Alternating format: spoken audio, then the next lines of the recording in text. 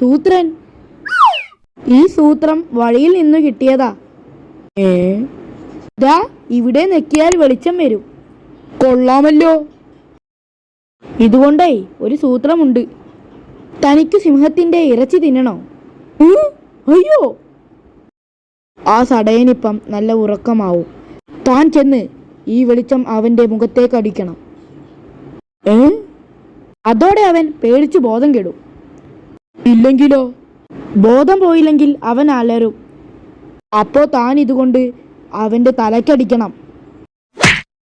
മനസ്സിലായോ? ആദ്യം വെളിച്ചം മുഖത്തടിക്കണം.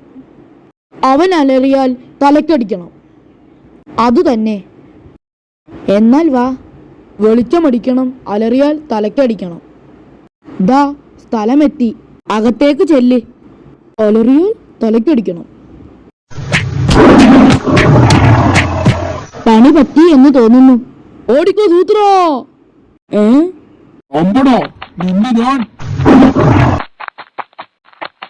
ആ ദ്രോഹി ആദ്യമേ അലറി, ഞാൻ തലക്കടിച്ചു. പിന്നെ ഈ കുന്ത്രാണ്ടം കത്തുന്നില്ല സൂത്ര.